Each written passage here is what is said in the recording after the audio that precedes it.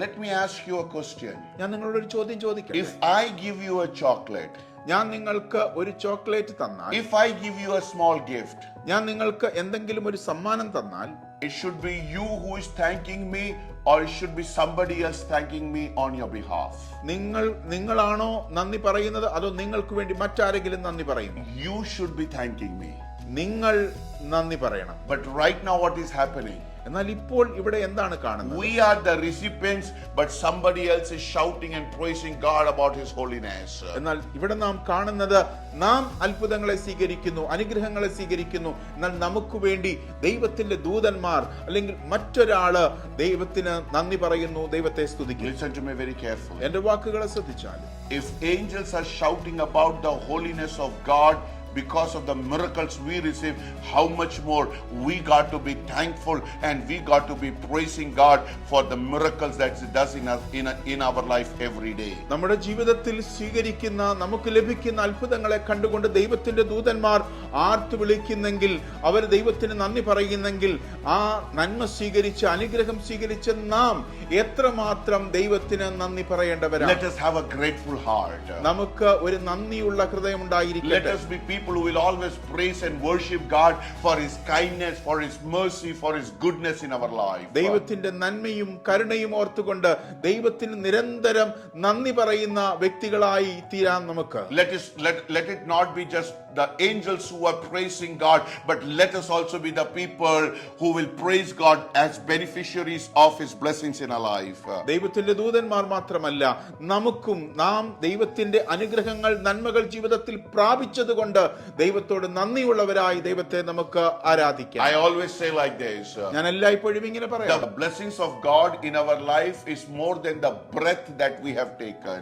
നാം നമ്മുടെ ജീവിതത്തിൽ ഇന്നേ വരെ സ്വീകരിച്ചിട്ടുള്ള ശ്വാസത്തെക്കാൾ വലുതാണ് ദൈവം നമ്മുടെ ജീവിതത്തിൽ, അല്ലെങ്കിൽ എണ്ണമില്ലാത്ത നന്മകളാണ് നമ്മുടെ ജീവിതത്തിൽ ദൈവം നൽകിയിരിക്കുന്നത്. You know what is King David saying in Psalm 103?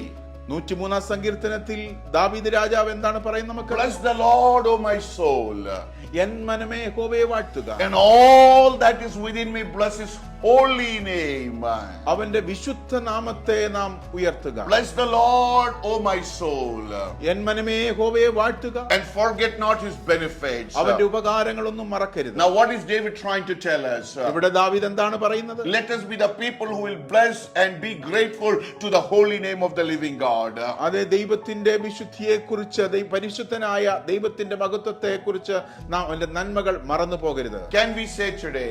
നമുക്കിങ്ങനെ പറയാമോ? God, if angels can shout about your holiness, about your character, seeing the miracles in my life, I will be one who will shout and praise you from today onwards. എന്റെ ജീവിതത്തിൽ നടക്കുന്ന, എന്റെ ജീവിതത്തിൽ ഞാൻ സ്വീകരിച്ച നന്മകളെ കുറിച്ച്, അനുഗ്രഹങ്ങളെ കുറിച്ച് കാണുമ്പോൾ ദൈവത്തിന്റെ ദൂതന്മാർ ആർപ്പ് വിളിക്കുന്നെങ്കിൽ, എന്റെ ജീവിതത്തിൽ ഞാൻ അനുഭവിച്ച നന്മകളെ കുറിച്ച് ഞാൻ ഇന്നു മുതൽ എത്രമാത്രം അങ്ങയെ സ്തുതിക്കും. Listen to me very carefully. എന്റെ വാക്കുകളെ ശ്രദ്ധിച്ചാലും, the angels are not singing. ദൈവത്തിന്റെ ദൂതന്മാർ പാട്ടുപാടുകയല്ല. They all are not singing in one tune. They all are not singing it because they are asked to sing. അവര് പാട്ട് പാടാനായിട്ട് അവര് നിയോഗിക്കപ്പെട്ടവരല്ല. അതുകൊണ്ട് അവര് ഒരേ താളത്തിൽ, ഒരേ ഇണത്തിൽ ഒന്നിച്ച് പാടുകയല്ല. They are not saying holy, holy. No, they are not singing. But my Bible says very clearly, one is looking at the other and shouting and saying, our God is holy. അവർ ദൈവം പരിശുദ്ധൻ പരിശുദ്ധൻ എന്ന് ഒന്നിച്ച് പാടുകയല്ല ചെയ്യുന്നത്.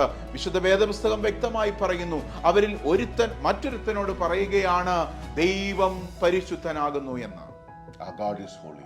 നമ്മുടെ ദൈവം പരിശുദ്ധനാകുന്നു. And He does everything in our life in His holiness. അവന്റെ വിശുദ്ധിയിലാണ് നമ്മുടെ ജീവിതത്തിൽ അവിടുന്ന് എല്ലാം ചെയ്യുന്നത്. He is ready to do something marvelous, something miraculous in your life today through His holiness. അസാധാരണമായ ചില കാര്യങ്ങൾ, അത്ഭുതകരമായ ചില കാര്യങ്ങൾ എന്റെയും നിങ്ങളുടെയും ജീവിതത്തിൽ അവിടുന്ന് ഇന്ന് ചെയ്യുവാൻ പോകുകയാണ്. Let's close our eyes. നമ്മുടെ കണ്ണുകളെ അടയ്ക്കാം. He is a holy God.